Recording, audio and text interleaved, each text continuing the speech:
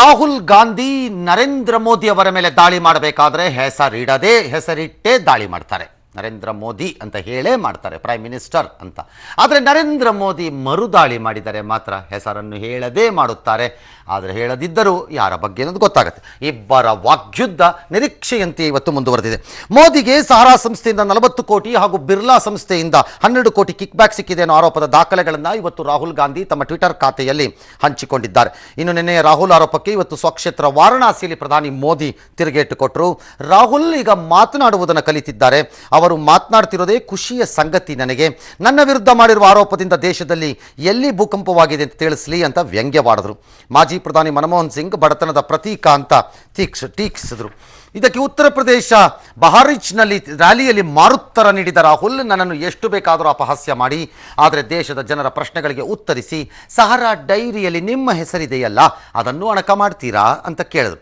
ಭ್ರಷ್ಟಾಚಾರ ವಿರುದ್ಧದ ಹೋರಾಟಕ್ಕೆ ಎನ್ಡಿಎ ಕಾಂಗ್ರೆಸ್ ಬೆಂಬಲ ಇದೆ, ಆದರೆ ಬಡವರ ಮೇಲಿನ ಬ್ರಹ್ಮಾಸ್ತ್ರ ಕಲ್ಲ ಅಂತ ಅತ್ಯುಗ್ರವಾಗಿ ಖಂಡಿಸಿದರು.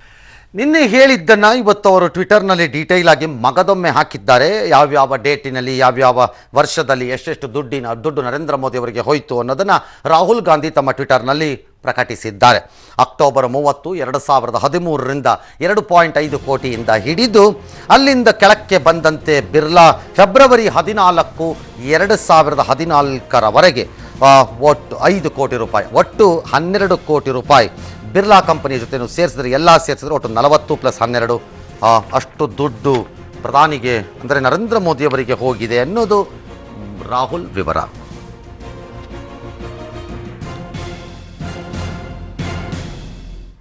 ಈ ಮಧ್ಯೆ 2017ರ ಫೆಬ್ರವರಿಯಲ್ಲಿ ಪ್ರಧಾನಿ ಮೋದಿಗೆ ಗಂಡಾಂತರ ಕಾದಿದೆ ಅಂತ ಯಾರು ಬ್ರಹ್ಮಾಂಡ ಖ್ಯಾತಿ ಗುರೂಜಿಯವರು ಹೇಳಿದ್ದಾರೆ ತುಮಕೂರಿನ ಕಾರ್ಯಕ್ರಮವೊಂದರಲ್ಲಿ. ಆಲ್ರೈಟ್, ಕಂಟಕದಿಂದ ಬಚಾವಾದರೆ 12 ವರ್ಷ ಅಂತೆ ಅವರಿಗೆ.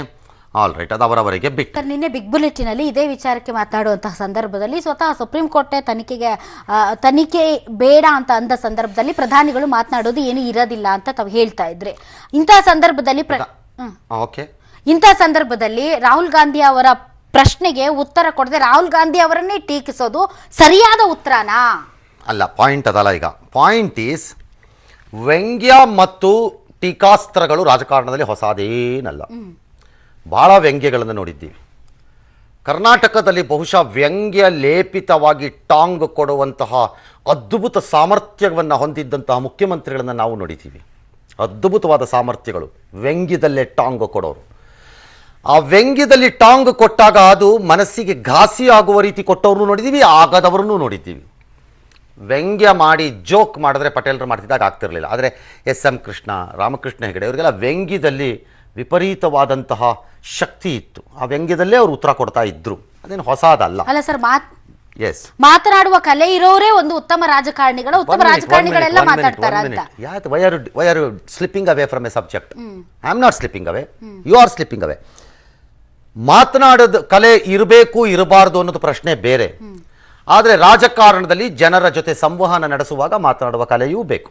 Nehru was A great speaker, Indira Gandhi was A great speaker, Rahul Gandhi is not A great speaker. His father, ಅವ್ರ ತಂದೆ ರಾಜೀವ್ ಗಾಂಧಿನೂ ಬಹಳ ದೊಡ್ಡ ಸ್ಪೀಕರ್ ಅಂತ ಅಲ್ಲ. Vajpayee great speaker. ಈ ಥರ ಸ್ಪೀಕರ್ಗಳು ತುಂಬ ಇದ್ದಾರೆ. ಅದ್ಭುತವಾದ ಭಾಷಣ ಕಲೆಯನ್ನು ಇಟ್ಟುಕೊಂಡಿರುವಂಥವ್ರು ಇದ್ದಾರೆ, ಇಲ್ಲ ಅಂತಲ್ಲ. ಇದ್ದವ್ರು ಒಳ್ಳೆಯವರು, ಇಲ್ದಿದ್ದವ್ರು ಕೆಟ್ಟವರು ಅಂತ ನಾನೇನು ಹೇಳೂ ಇಲ್ಲ. ಅದನ್ನು ಇಲ್ದಿದ್ದವ್ರು ಚೆನ್ನಾಗೂ ಆಡಳಿತ ನಡೆಸಿರ್ಬೋದು, ಇದ್ದವ್ರು ಚೆನ್ನಾಗಿ ಆಡಳಿತ ನಡೆಸದೇನೂ ಇರಬಹುದು. That is okay for me.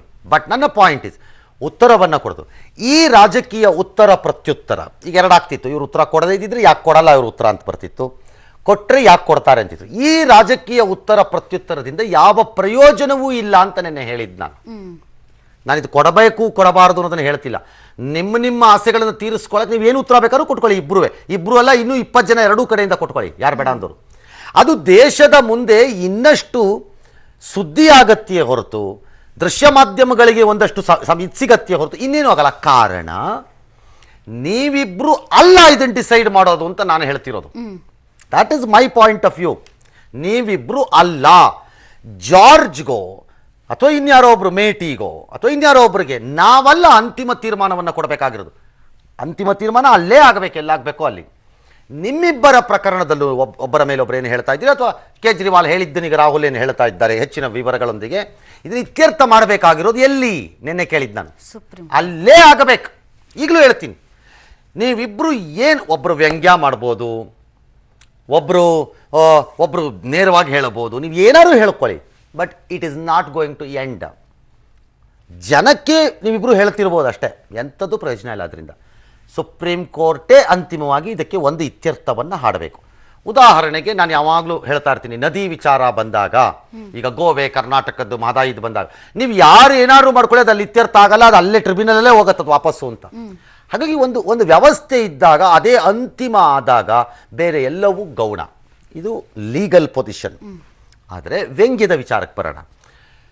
Rahul Gandhi ಮಾತನಾಡಿದ್ದನ್ನು ಪ್ರಧಾನಮಂತ್ರಿಗಳು ವ್ಯಂಗ್ಯ ಮಾಡುವುದು ಅಥವಾ ವ್ಯಂಗ್ಯದ ಮೂಲಕ ಉತ್ತರ ಕೊಡುವುದು ಅದವರು ವೈಯಕ್ತಿಕವಾಗಿ ಸರಿ ಇರಬಹುದೇನೋ.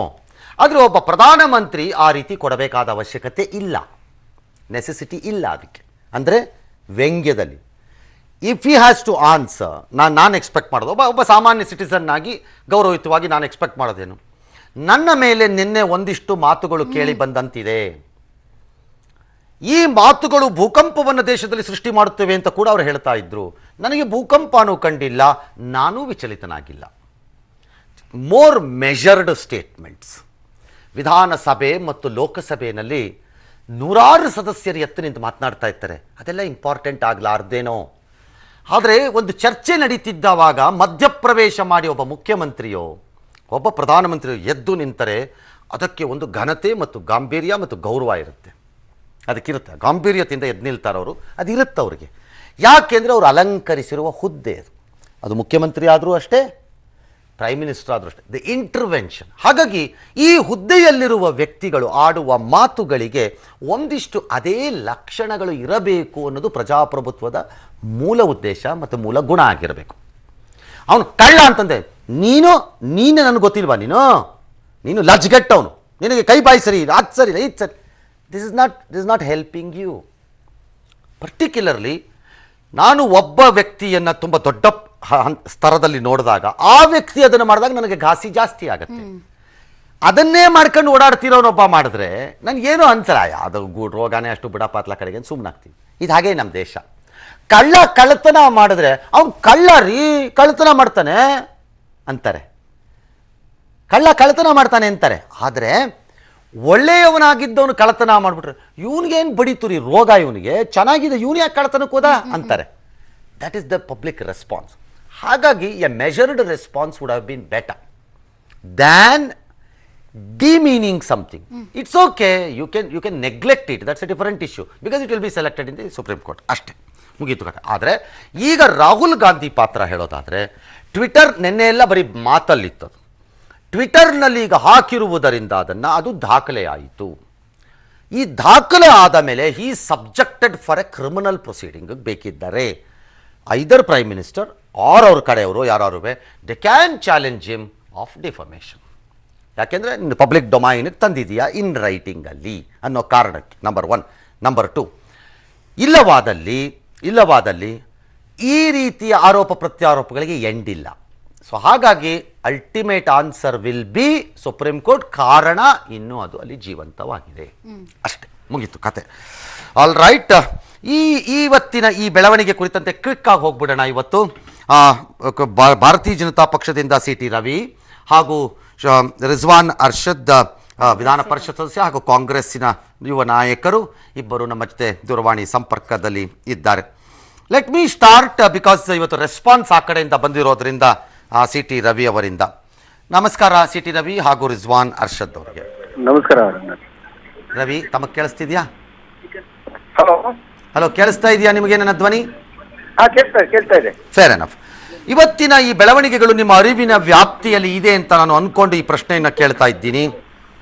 ಒಬ್ಬ ಪ್ರತಿಪಕ್ಷದ ನಾಯಕ ಒಂದು ಹೇಳಿಕೆಯನ್ನು ಕೊಟ್ಟಾಗ ಅದಕ್ಕೆ ಪ್ರತ್ಯುತ್ತರವನ್ನು ಕೊಡಬೇಕಾದ ಸನ್ನಿವೇಶ ಬಂದರೆ ವ್ಯಂಗ್ಯ ಅನಿವಾರ್ಯವೇ? ನನ್ನ ಪ್ರಶ್ನೆ. ದುರುದ್ದೇಶಪೂರ್ವಕವಾಗಿರ್ತಕ್ಕಂಥ ಆರೋಪಕ್ಕೆ ಅವರು ಸೌಜನ್ಯದ ಆರೋಪ ಅಲ್ಲ, ಅದು ದುರುದ್ದೇಶಪೂರ್ವಕವಾಗಿರ್ತಕ್ಕಂಥ ಆರೋಪ, ಆಧಾರರಹಿತ ಆರೋಪ.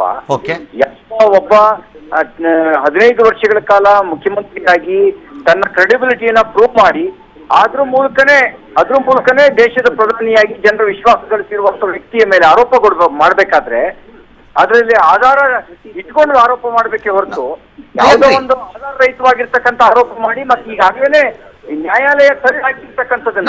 ಒಂದ್ ನಿಮಿಷ ರವಿ ಓಕೆ, ಅಗ್ರೀಡ್ ನಿಮ್ಮ ವಾದ ಒಪ್ತೀನಿ.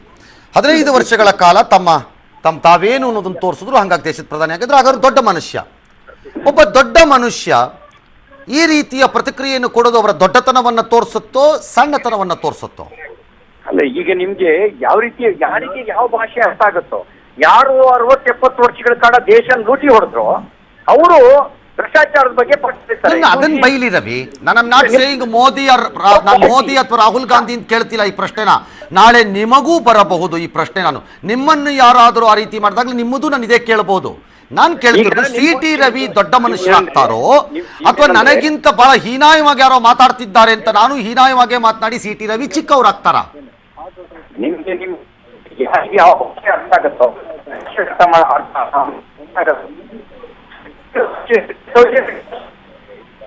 Hello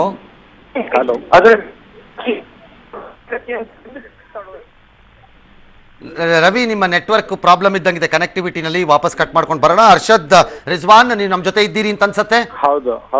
all right. Rahul Gandhi ಈ ರೀತಿ ಟ್ವಿಟರ್ನಲ್ಲಿ ಮತ್ತೊಂದರಲ್ಲಿ ಮಗದೊಂದರಲ್ಲಿ ಅದನ್ನು ಹಾಕೋ ಬದಲು why does he not approach as a party to the supreme court? Why is he hiding away? No question of ಯಾಕೆ ಔಸ್ಕೊಳ್ಳೋದು ಯಾಕೆ? ನನ್ನ ಬಳಿ ದಾಖಲೆ ಇದೆ, ನನ್ನ ಟ್ವಿಟರ್ನಲ್ಲಿ ಹಾಕಿದ್ದೇನೆ, ಈ ಡೇಟಲ್ಲಿ ಅಂತ ಹಾಕಿದ್ದೀನಿಪ್ಪ ಅಂದ್ರೆ ನನ್ನ ಹತ್ರ ದಾಖಲೆ ಇರುವುದು, ನನ್ನ ನಂಬಿದ್ದೀನಿ ಅಂತ ಅರ್ಥಪ್ಪ.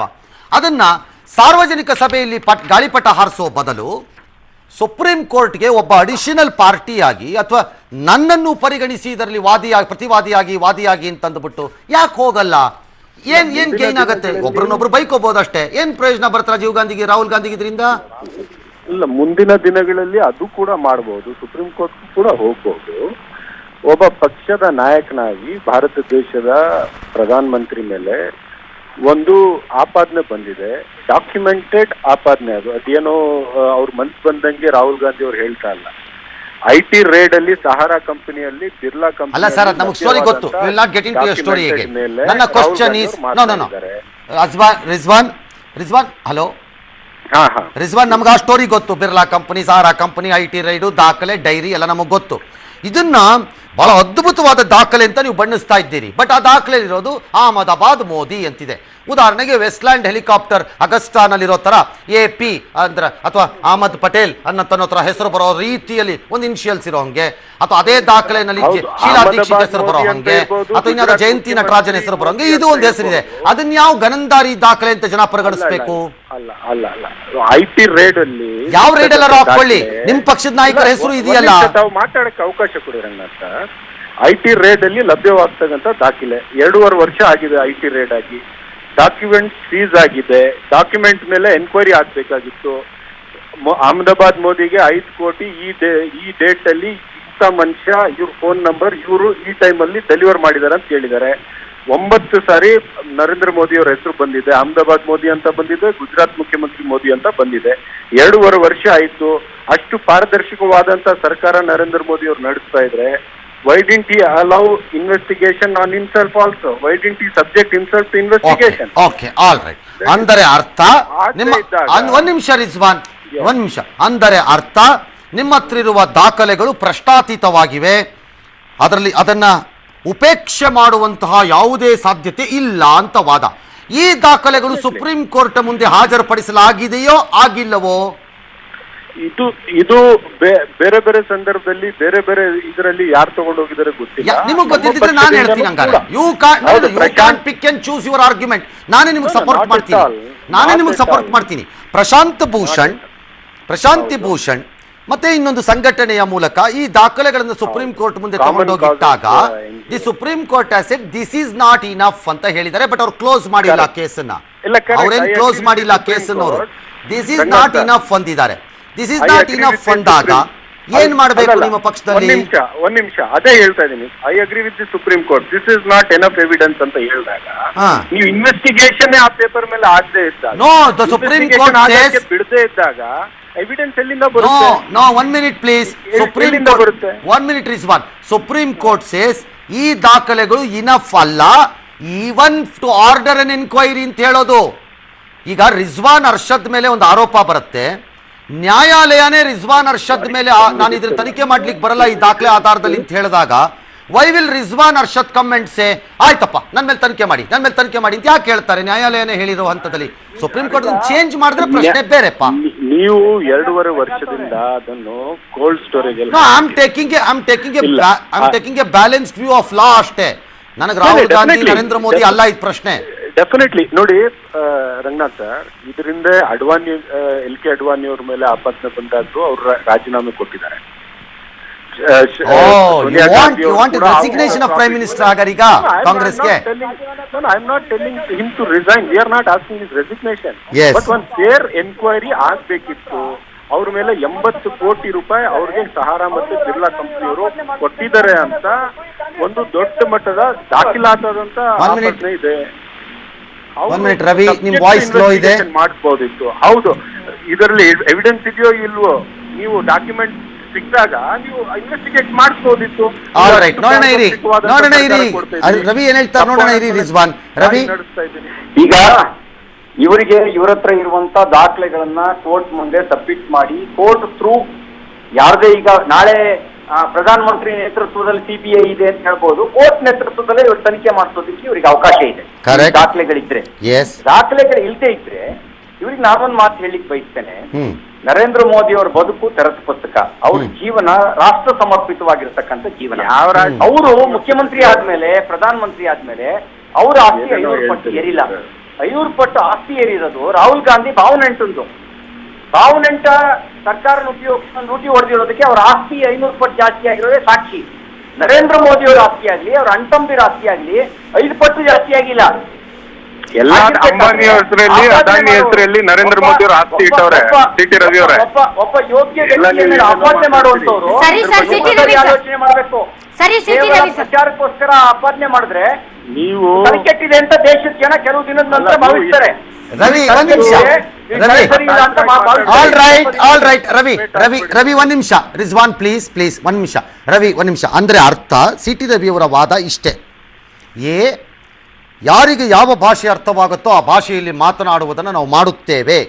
ನಾವು ಅಂದ್ಕೊಂಡ್ವಿ ನರೇಂದ್ರ ಮೋದಿ ದೊಡ್ಡ ನಾಯಕರು, ದೊಡ್ಡ ಮನುಷ್ಯರು, ದೇಶದ ಪ್ರಧಾನಿಗಳು, ಅವ್ರು ಆ ರೀತಿ ಮಾಡಲ್ಲ ಅಂದ್ಕೊಂಡ್ವಿ. ನೀವು ಮಾಡಬೇಕು ಅಂತೀರಿ, ದಟ್ಸ್ ಓಕೆ, ನಿಮಗೆ ಬಿಟ್ಟಿದ್ದು, ಜನ ತೀರ್ಮಾನ ಮಾಡ್ತಾರೆ.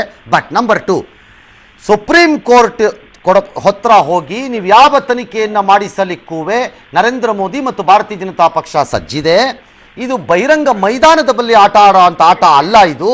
ಹೋಗಿ ಕೋರ್ಟ್ಗೆ ಹೋಗಿದ್ದೀರಲ್ಲ, let us see what happens ಅಂತ ನಿಮ್ಮ ವಾದ ಅಲ್ಲ. ನಿಮ್ಗೇನಂದ್ರೆ ನೋಡಿ, ಈಗ ಪ್ರಧಾನ ಮಂತ್ರಿಯ ನೇತೃತ್ವದಲ್ಲಿ ಅವ್ರ ಮೇಲೆ ಬಂದಿರೋ ಆಪಾದನೆಗೆ ತನಿಖೆ ಮಾಡ್ಸಕ್ಕಾಗತ್ತಾ? ಹಾಗಿರ್ಬೇಕಾದ್ರೆ ಸುಪ್ರೀಂ ಕೋರ್ಟ್ ನೇತೃತ್ವದಲ್ಲೇ ಇವ್ರು ದಾಖಲೆ ಒದಗಿಸಿ ತನಿಖೆ ನಡೆಸಿ. ನಂಬರ್ 1 ನೋಡಿ, ಕಾಂಗ್ರೆಸ್ನವ್ರ ಬಗ್ಗೆ ನಿಮಗೆ ತಿಳುವಳಿಕೆ ಇಲ್ಲದೆ ಇರೋದು ಏನಲ್ಲ. ಒಬ್ಬ ರಾಜ್ಯದ ಗೃಹ ಸಚಿವರನ್ನ, ಒಬ್ಬ ಟೆರರಿಸ್ಟ್ ಅನ್ನ ಹೊರಗೆ ಹಾಕಿದ ಕಾರಣಕ್ಕೋಸ್ಕರನೇ 11 ತಿಂಗಳು ಜೈಲಿಗೆ ಕಳಿಸಿದಂತ ಪುಣ್ಯವಂತರು ಇವರು. ಏನಾದ್ರೂ ಒಬ್ಬ ಪ್ರೈಮ್ ಮಿನಿಸ್ಟರ್ ಕ್ಯಾಂಡಿಡೇಟ್ ಆಗಿದ್ದಾಗ ಆಪಾದನೆಯಲ್ಲಿ ಗಟ್ಟಿತನ ಇದ್ದಿದ್ರೆ ಇವ್ರು ಸರ್ಕಾರ ಇತ್ತಲ್ಲ 2014ರಲ್ಲಿ, ಆಗ್ಲೇನೆ ಹುಡುಕಿ ತೆಗೆದು ನರೇಂದ್ರ ಮೋದಿ ಅವ್ರು ಏನೇನು ಹುಡುಕಾಗತ್ತೆ ಅಂತ ಹುಡುಕಿ ತೆಗೆದವರು, ಅವ್ರ ಬೆಂಬಲಿಗರದ್ದು ಏನೇನು ಹುಡುಕಾಗತ್ತೆ ಅಂತ ಹುಡುಕಿ ತೆಗೆದವರು, ಇದನ್ನೂ ಹುಡುಕಿ ತೆಗೆಯೋರು. ಆಗ್ಲೇ ಗೊತ್ತು ಇದ್ರಲ್ಲಿ ಏನೂ ಹುರುಳಿಲ್ಲ ಅಂತೇಳಿ.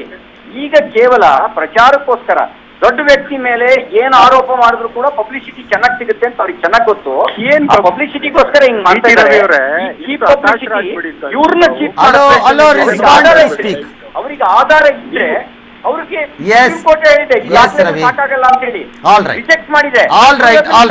ಸಬ್ಮಿಟ್ ಮಾಡ್ಲಿ ಇವರು. ಆಯ್ತು sir. Ravi please listen to Rizwan 1 ನಿಮಿಷ. 2.5 ವರ್ಷ ಆಯ್ತು ಇವರು ಅಧಿಕಾರಕ್ಕೆ ಬಂದು ಒಂದು ಸೆಂಟ್ರಲ್ ವಿಜಿಲೆನ್ಸ್ ಕಮಿಷನರ್ ಅಪಾಯಿಂಟ್ ಮಾಡಕ್ಕೆ, ಲೋಕ್ಪಾಲ್ ಅಪಾಯಿಂಟ್ ಮಾಡಕ್ಕೆ ನಿಮ್ಗೆ ACB ಮಾಡ್ಕೊಂಡು ಇವರೆಲ್ಲ ಭ್ರಷ್ಟಾಚಾರದ ವಿರುದ್ಧ ಹೋರಾಟ ಮಾಡೋರು. CT ರವಿ ಅವರೇ, ಈಗ ದಯವಿಟ್ಟು ಮಾಡಬೇಡಿ ಈ ವಿಷಯ. ಜನ ನೋಡ್ತಾ ಇದ್ದಾರೆ, ನೀವು ಮಾತಾಡ್ತಾ ಇರೋದು ನೋಡ್ತಾರೆ, ನಾವು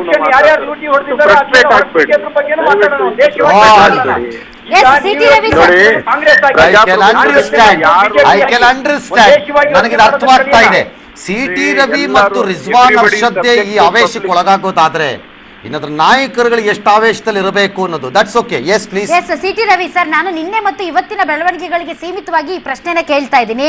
ರವಿಶಂಕರ್ ಪ್ರಸಾದ್ ಅವರು ಹೇಳ್ತಾರೆ ಮೋದಿ ಅವರು ಗಂಗೆ ಅಷ್ಟೇ ಪವಿತ್ರರು ಅಂತ, ತಾವ್ ಹೇಳ್ತೀರಿ ಅವ್ರ ಜೀವನನೇ ಓಪನ್ ಬುಕ್ ಅಂತ.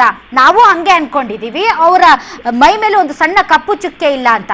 ರಾಹುಲ್ ಗಾಂಧಿ ಅವರು ಆರೋಪ ಮಾಡಿದಾಗ ರಾಹುಲ್ ಗಾಂಧಿ ಅವ್ರನ್ನ ಹೀಯಾಳಿಸೋದಕ್ಕಿಂತ ರಾಹುಲ್ ಗಾಂಧಿ ಅವರು ಆಡಿದ ಮಾತಿಗೆ ಉತ್ತರ ಕೊಡ್ಬೇಕು ತಾನೆ.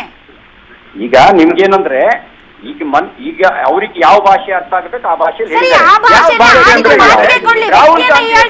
ನಿಮ್ಮ ಸಂಸ್ಕೃತಿ ಸಿ.ಟಿ. ರವಿ ಅವರೇ, ಬಿಜೆಪಿಯ ಸಂಸ್ಕೃತಿ ಅದು. ಯಾವ ಭಾಷೆ ಅಲ್ಲ, ನಿಮ್ಮ ಸಂಸ್ಕೃತಿ ಇದ್ರೆ ಅವರು ಅದನ್ನ ಸುಪ್ರೀಂ ಕೋರ್ಟ್ ಎನ್ಕ್ವೈರಿ ಮಾಡಿಸಿ ಮನೆ ನರೇಂದ್ರ ಮೋದಿ ಅವರು ಯಾವ ರೀತಿ ಮಾತಾಡಿದ್ದಾರೆ. ಆದ್ರೆ ಸಿಂಪಲ್ ಪ್ರಶ್ನೆ ಕೇಳೋದು, ನರೇಂದ್ರ ಮೋದಿ ಅವರು ಕೂಡ ತ್ಯಾಗ ಮಾಡಿ ದೇಶಕ್ಕೋಸ್ಕರ ಬದುಕ್ತಾ ಇರೋರು. ಇಲ್ಲಿ ಅವ್ರ ಜಾಸ್ತಿ ಆಗಿಲ್ಲ, 500 ಟೈಮ್ಸ್ ಜಾಸ್ತಿ ಆಗಿಲ್ಲ, 100 ಜಾಸ್ತಿ ಆಗಿರೋದು. ಒಬ್ಬ ರಸ್ತೆ ಬದಿನಲ್ಲಿ ಗೂಡಂಗಿ ಇಟ್ಕೊಂಡಿದ್ದಂತ ಮನುಷ್ಯ 500 ಪಟ್ಟು ಆಸ್ತಿ ಮಾಡ್ಕೊತಾನೆ ಇವ್ರು ಭಾವನೆ ಇಟ್ಟ ಅಂದ್ರೆ ಆತನ ಆಸ್ತಿ ಜಾಸ್ತಿ ಆಗಿರೋದು. ಡ್ಯೂಟಿ ಹೊಡೆದಿರೋದು ಇದ್ರೆ ಇವ್ರ ಫ್ಯಾಮಿಲಿ ಡ್ಯೂಟಿ ಹೊಡೆದಿರೋದು ಇರೋದು ಅದು ನಿಮ್ಮ ಜೊತೆಗೆ ನಾವು ವಾದನೆ ಮಾಡಬಾರ್ದು. ದಯವಿಟ್ಟು ನಮ್ಗೆ ಕರಿಬೇಡಿ, ಯಾಕಂದ್ರೆ ಅವರು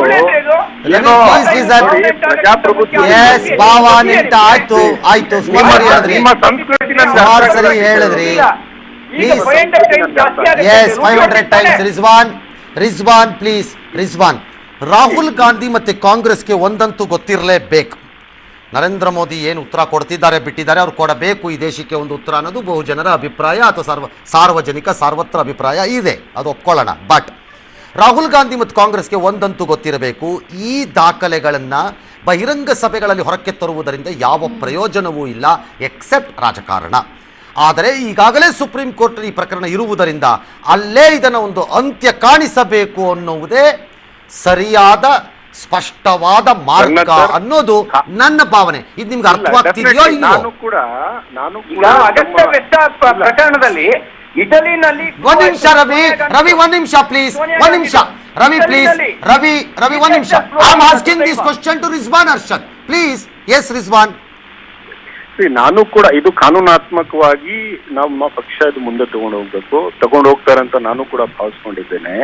ಬಟ್ ನನ್ನ ಪಾಯಿಂಟ್ ಏನಂದ್ರೆ ನನ್ನ ಹತ್ರ ಪ್ರಜಾಪ್ರಭುತ್ವದಲ್ಲಿ ಯಾರು ಏಕಚಕ್ರಾಧಿಪತಿ ಇಲ್ಲ, ಯಾರು ಸರ್ವಾಧಿಕಾರಿ ಅಲ್ಲ, ಯಾರ ಮೇಲೆ ಏನೋ ಮಾತಾಡಲೇಬಾರ್ದು ಅಂತ ಏನಂದಿಲ್ಲ. ಮತ್ತೆ ಇವ್ರು ಯಾರು ನರೇಂದ್ರ ಮೋದಿ ಅವ್ರ ಬಗ್ಗೆ ಹೇಳ್ತಾ ಇದಾರಲ್ಲ, ಸಿ.ಟಿ. ರವಿ ಅವರು, ದಯವಿಟ್ಟು ಕೇಳಿ. ಸಿ.ಟಿ. ರವಿ ಅವರೇ ಅಷ್ಟೊತ್ತು ಮಾತಾಡಿದಿರಿ, ಇಲ್ಲ ಕೇಳಿ ಇಲ್ಲಿ ದಯವಿಟ್ಟು. ನಿಮ್ಮ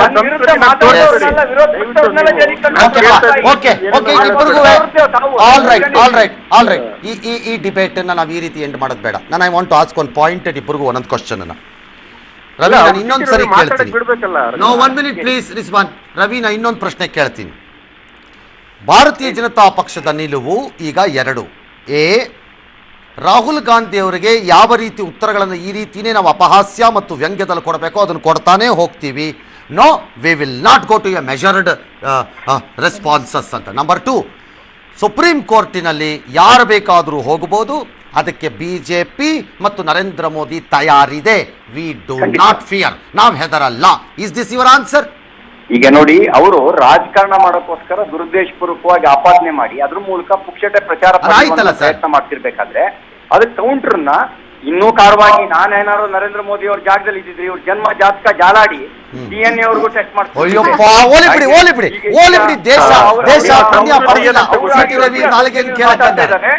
ಈಗ ಇವ್ರಿಗೇನಂದ್ರೆ ಕಾಂಗ್ರೆಸ್ ಪಾರ್ಟಿ ದೇಶಕ್ಕೆ ಮಾಡಿರುವಂತ ದ್ರೋಹ ಮಾಡಿ ಇಡೀ ಸಿಸ್ಟಮ್ನೇ ಕರಪ್ಟ್ ಮಾಡಿದ್ರು. ಅವ್ರು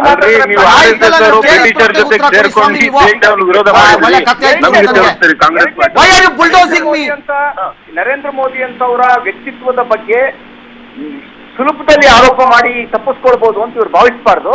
ತಕ್ಷಣ ಇವರಿಗೇನಾದ್ರೂ ರೆಸ್ಪಾನ್ಸಿಬಿಲಿಟಿ ಇದ್ರೆ ಯಾವ ಇವ್ರ ಹತ್ರ ಇರುವಂತ ದಾಖಲೆಗಳನ್ನ ಇವ್ರ ಹತ್ರ ಇರುವಂತ ದಾಖಲೆಗಳನ್ನ ಹುಡುಗಿಗೆ ಸರ್ವೈಲೆನ್ಸ್ ಕೇವಲ ಹಾಕಿ ಆ ಆಪಾದನೆಗಳಿಗೆ ಹುಡುಗಿ ಶಿಕ್ಷೆ ಮಾಡದೆ, ಇವರು ನಿಮ್ಮ ಕೇವಲ CID ಆಪಾದನೆಗಳಿಗೆ ಅವ್ರು ನರೇಂದ್ರ ಶಿಕ್ಷೆ ಮೋದಿ ಮಾಡದೆ, ವ್ಯಕ್ತಿತ್ವದ ಬಗ್ಗೆ ಇವ್ರ ಹತ್ರ ಇರುವ ಮಾತಾಡ್ತಾರೆ. ದಾಖಲೆಗಳನ್ನ Yes, okay. ಸುಪ್ರೀಂ ಕೋರ್ಟ್ ಯಾವ ನರೇಂದ್ರ ಮೋದಿ All right. ಬಗ್ಗೆ ಮಾತಾಡ್ತಾ ಇದ್ದೀರಿ? ಗುಜರಾತಲ್ಲಿ ಏನ್ ಮಾಡಿದ್ದಾರೆ? ಕೇವಲ ಸರಿ. ನರೇಂದ್ರ ಮೋದಿ ಅವರ ಕ್ಷಮೆ ಅಲ್ಲ, ಸರಿ. ದೇಶದ ಕ್ಷಮೆ ಕ್ಷಮೆ ಕೇಳಬೇಕು. ಕೇಳಬೇಕು. ರಿಜ್ವಾನ್ ಪ್ಲೀಸ್, ಕೊಡದೇ ಇದ್ರೆ Rizwan please. Ranganath sir, yes, ಈಗ ಏನಾಗಿದೆ ಗೊತ್ತಾ, ಈಗ CP ರವಿ ಅವ್ರ ಜೊತೆಗೆ ವಾದ ಮಾಡಕ್ ಆಗಲ್ಲ. ಯಾಕಂದ್ರೆ ಅವರು ಎಲ್ಲಾ ಬಿಟ್ಟು ವಾದ ಅಲ್ರಿ, ಸಂಸ್ಕೃತಿ ವಿಚಾರ ಇಲ್ಲ. ಮಾಡ್ತಾ ಅದೇ ಇದ್ದಾರೆ. ಬಂತು. ನಮ್ಮ ಸಂಸ್ಕೃತಿ ನಮ್ಗಿಲ್ಲ ಸ್ವಾಮಿ, ನಮ್ಗೆ ನಿಮ್ ಸಂಸ್ಕೃತಿ, ನನ್ನ ಸಂಸ್ಕೃತಿ, ನೀವು- ದೇಶದ ಹೌದು. ಸಂಸ್ಕೃತಿ, ನಿಮ್ದು ಯಾವ ಸಂಸ್ಕೃತಿ? ಯಾವ ಭಾರತೀಯ ದೇಶದ ಸಂಸ್ಕೃತಿ ನಮ್ದು, ನಿಮ್ದು ಯಾವ ನಿಮ್ದಲ್ಲ. ಸಂಸ್ಕೃತಿ? ನೀವು Okay. ಮಾತಾಡಿ Yeah, ಬಿಡ್ಬೇಕು. all right. ನೀವು ಇದು ಕರ್ನಾಟಕ ಪ್ರಜಾಪ್ರಭುತ್ವ ನಂಬಿಕೆ ಇದೆಯಾ ನಿಮ್ಗೆ? ಕುಟುಂಬದ ಭಾರತೀಯ ಸಂಸ್ಕೃತಿ, ನಿಮ್ದು ಯಾವ ಸಂಸ್ಕೃತಿ? ಏನ್ ಮಾತಾಡ್ತಾ ಅರ್ಜುನ್ ಅವ್ರೆ, ಅವ್ರು ಇದ್ದೀರಿ? ಕೇಳ್ತಿರೋದು ಆಯ್ತು, ಬಹಳ ಮಾತಾಡ್ತಾ ಸಿಂಪಲ್ ಇದ್ದೀರಿ, ಇದೆ ಜನ ಸರ್. ನೋಡ್ತವ್ರೆ. ಬರೀ ಗಾಳಿಯಲ್ಲಿ ಗುಂಡು ಅದೇ ಹೊಡಿತೆ ಹೋಗ್ರಿ, ಸಂಸ್ಕೃತಿ ಲೀಗಲ್ ಆಗಿ ಫೈಟ್ ಮಾಡಿ ಅಂತ. ರಿಜ್ವಾನ್, ಕುಟುಂಬದ ಭಾರತೀಯ ಸಂಸ್ಕೃತಿ, ನಿಮ್ದು ರವಿ, ಯಾವ please. ಯಾವ ಸಂಸ್ಕೃತಿ? ರೀತಿಯಲ್ಲಿ ರವಿ, ಮಾತಾಡ್ತಾ ರವಿ, ಒಂದ್ ಇದ್ದೀರಿ? ನಿಮಿಷ. ಭಾರತೀಯ ಸಂಸ್ಕೃತಿ ಇದೆನಾ? ಭಾರತೀಯ ರಿಜ್ವಾನ್, ಸಂಸ್ಕೃತಿ ಏನಂತ ರಿಜ್ವಾನ್. ತಿಳ್ಕೊಂಡ್ ಬರ್ರಿ. ಇದೇ ಭಾರತೀಯ ಸಂಸ್ಕೃತಿ, ನಿಮ್ಮ leader ಭಾರತೀಯ ಕೇಳಿ. ಸಂಸ್ಕೃತಿ ಏನಂತ ಮೋದಿ ಅವರೆಲ್ಲ ನೀವೆಲ್ಲ ಹೇಳ್ತಿದ್ದು ತಿಳ್ಕೊಂಡ್ ಅಂತ ಬನ್ನಿ, ಹೇಳಿ. ಆಮೇಲೆ ಮಾತಾಡೋಣ. ರಿಜ್ವಾನ್, ರಿಜ್ವಾನ್, ಹಾ, ರಿಜ್ವಾನ್, ಹೇಳಿ. ಗಾಳಿಯಲ್ಲಿ ಗುಂಡು ಹಾರಿಸದೆ ನೇರವಾಗಿ ಎಲ್ಲಿಗೆ ಹೋಗಬೇಕೋ ಆ ಕೆಲಸವನ್ನ ಮಾಡುವುದು ನಾವು ಸೂಕ್ತ ಅನ್ನೋದು ನಿಮ್ಮ ವಾದವೋ ಅಲ್ಲವೋ ಅಷ್ಟೇ ನಂಗೆ ಬೇಕಾಗಿರೋದು. ಡೆಫಿನೆಟ್ಲಿ ಅದನ್ನು ಆಗುತ್ತೆ ರಂಗನಾಥ್ ಸರ್. ಪ್ರಜಾಪ್ರಭುತ್ವದಲ್ಲಿ ಒಂದು ಗಂಭೀರವಾದಂತ ವಿಷಯ ಬಂದಾಗ ಸಾರ್ವಜನಿಕವಾಗಿ ನಾವು ಮಾತಾಡಿ, ಅದು ಪಾಲಿಟಿಕ್ಸ್. ಇಲ್ಲ ಪಾಲಿಟಿಕ್ಸ್ ಅಲ್ಲ, ಸಾರ್ವಜನಿಕರಾಗಿ ಜನರಿಗೆ ತಿಳಿಸ್ಬೇಕಲ್ಲ ಹಿಂಗ ಆಗಿದೆ ಅಂತ. ಓಕೆ, ಈಗ ರಂಗನಾಥ್ ಅವರೇ ಎಸ್, ಈಗ ಸ್ವಲ್ಪ ಮಾತಾಡಕ್ಕೆ ಅವಕಾಶ ಕೊಡ್ರಿ. ಫ್ರೂಡ್ ಕಾಮನ್ವೆಲ್ತ್ ಫ್ರೂಡ್ ನಮ್ಗೆ ಆಯ್ತು ಬಿಡಿ ಸರ್. ಅದಕ್ಕೆ ವೆಚ್ಚ ಪ್ರೂವ್ ಆಗಿರುವಂತ ಕೇಸು. Correct correct. ಈ ರವಿ, ರವಿ ಸರ್, ಮಾತಾಡಕ್ಕೆ ರವಿ ಸರ್, ನೀವು ಹೇಳಿದ್ದು ಕರೆಕ್ಟ್ ಆಗಿದೆ. ನೀವು ಹೇಳಿದ್ದು All right, all right. ಇಬ್ರು- ಅಲ್ಲ, ಗಂಗಾಧರ ನರೇಂದ್ರ ಮೋದಿ ಪವಿತ್ರವಾದಂತ ಬದುಕೇ ಪ್ರಧಾನಮಂತ್ರಿ ಆಲ್ ರೈಟ್, ಭಾವನೆ ಮಾಡ್ಬೇಕಾ? ಇಬ್ರು ಹಾಲ್ ಎಷ್ಟು ಭಾವ ಬರುತ್ತೆ ಭಾವ ಕರೆದೇ ಬಿಡೋಣ ಅಂತ ಕರೀತಾ ಇದ್ದೀರಿ. ಯಾರಿಗೋಸ್ಕರ ಕರೀರಿ, ಮಾಡ್ಬೇಕು ಕರೀರಿ, ಅವ್ರು? ಕರೀರಿ. ಅವ್ರದ್ದು ದೇಶದ ಆಸ್ತಿನ ಎಸ್, ಮಾಡ್ಬೇಕು ಅಂತ ಎಸ್, ಅವ್ರಿಗಿರೋ ಎಸ್, ಕಾಳಜಿ. ಆಲ್ ರೈಟ್, ಆಲ್ ರೈಟ್, ಅವ್ರು- ಆಲ್ ರೈಟ್. ಅವ್ರ ಹೆಂಡತಿಗೆ ಬಿಟ್ಟಿದ್ದು ದೇಶಕ್ಕೋಸ್ಕರ ಅಂತ ಹೇಳಿದ್ರು, ಅದನ್ನ ನಂಬೇಕಾ ನಾವು? I cannot, CT Ravi. ನನ್ನ ಕೈಯಲ್ಲಿ ಟೈಮ್ ಇಲ್ಲ ಇದಕ್ಕೆ. Thank you. ನಿಮ್ಮಿಬ್ಬರದ್ದು ಅರಿವು ನನಗೆ ಅರ್ಥ ಆಗ್ತಾ ಇದೆ. ನೀವಿಬ್ಬರು ಸದ್ಯದ ಪರಿಸ್ಥಿತಿಯಲ್ಲಿ ಹಾಲನ್ನು ಕರೀತಾ ಇದ್ದೀರಿ. ನಿಮಗೆ ಸಿಕ್ಕಷ್ಟನ್ನು ಪಡೆದುಕೊಂಡು ಕಾಲಾನಂತರದಲ್ಲಿ ಅಂತಿಮ ತೀರ್ಮಾನವನ್ನು ತೆಗೆದುಕೊಳ್ತೀರಿ. ಆಲ್ ರೈಟ್, ನೀವು ಮುಂದುವರಿರಿ. ದೇಶ ಇದನ್ನು ನೋಡ್ತಾ ಇರಲಿ ಇನ್ನೂ ಒಂದು ಸ್ವಲ್ಪ ದಿನ. ಥ್ಯಾಂಕ್ ಯು ನಿಮ್ಮಿಬ್ಬರಿಗೂ. ಒಂದು ವಿರಾಮಕ್ಕೆ ಹೋಗಲೇಬೇಕು. ವಿರಾಮದಿಂದ ವಾಪಸ್ ಬರೋಣ. ವಾಪಸ್ ಬಂದ ಮೇಲೆ ನಿಮ್ಮ ವಿಷಯಕ್ಕೆ ಬರೋಣ. ಮೋದಿ ಸಾಹೇಬ್ರೇನೋ ಹೇಳಿದ್ರು ಕಾರ್ಡ್ ಉಜ್ಬಿಡ್ರಪ್ಪ ಅಂತ. ಉಜ್ಜಿದರೆ ಬೀಳ್ಬೋದಾದೆ ನಮ್ಮ ಮೇಲೆ ಹೇಳ್ತೀವಿ ವಾಪಸ್. ಪ್ರಧಾನಿ ನರೇಂದ್ರ ಮೋದಿ ವಿರುದ್ಧ ಬಾಂಬ್ ಸಿಡಿಸ್ತೀನಿ, ನಾನು ಮಾತಾಡಿದ್ರೆ ಭೂಕಂಪ ಆಗತ್ತೆ ಅಂತ ಇದ್ದಂಥ ಪಾರ್ಲಿಮೆಂಟೇ ನಡಗತ್ತೆ, ದೇಶ ಅಂತೂ ನಡಗಲೇಬೇಕು. ಅಲ್ಲೋಲಲ ಕಲ್ಲೋಲ ಆಗುತ್ತೆ ಅಂತಿದ್ದ ರಾಹುಲ್ ಗಾಂಧಿ ಇವತ್ತು ಬಾಂಬನ್ನು ಅವರ ಪ್ರಕಾರ ಸ್ಫೋಟಿಸಿದರು. ಮೋದಿ ಗುಜರಾತ್ CM ಆಗಿದ್ದಾಗ ಸಹರಾ ಹಾಗೂ ಬಿರ್ಲಾ ಕಂಪನಿಗಳಿಂದ 40.1 ಕೋಟಿ ರೂಪಾಯಿ ಕಿಕ್ ಬ್ಯಾಕ್ ಪಡೆದಿದ್ದಾರೆ. 6 ತಿಂಗಳಲ್ಲಿ 9 ಬಾರಿ ಈ ಹಣ ಸಂದಾಯವಾಗಿದೆ ಅಂತ ರಾಹುಲ್ ಸಾರ್ವಜನಿಕ ಸಭೆಯಲ್ಲಿ ಆರೋಪವನ್ನು ಮಾಡಿದರು. ಇನ್ನು RBIನಿಂದ ದಿನಕ್ಕೊಂದು ರೂಲ್ಸ್, ದಿನಕ್ಕೊಂದು ಕಾಯ್ದೆ. ರಿಸರ್ವ್ ಬ್ಯಾಂಕ್ ವಿರುದ್ಧ ಸಿಡಿದೆದ್ರು ಬ್ಯಾಂಕ್ನ ಸಿಬ್ಬಂದಿ. ದೇಶಾದ್ಯಂತ 4 ದಿನ ಪ್ರತಿಭಟನೆಗೆ ಬ್ಯಾಂಕ್ ಸಿಬ್ಬಂದಿ ತಯಾರಿಯನ್ನ ಮಾಡಿಕೊಳ್ತಾ ಇದ್ದಾರೆ. ಡಿಸೆಂಬರ್ 28ರಂದು ಸಂಜೆ ಸಾಂಕೇತಿಕ ಪ್ರತಿಭಟನೆ, ಘೋಷಣೆ ಕೂಗಿ ಆಕ್ರೋಶವನ್ನು ವ್ಯಕ್ತಪಡಿಸುತ್ತಾರೆ. ಡಿಸೆಂಬರ್ 29ರಂದು ಕಪ್ಪು ಪಟ್ಟಿ ಧರಿಸಿ ಕೆಲಸವನ್ನು ನಿರ್ವಹಿಸೋದಕ್ಕೆ ನಿರ್ಧಾರವನ್ನು ಮಾಡಿದ್ದಾರೆ.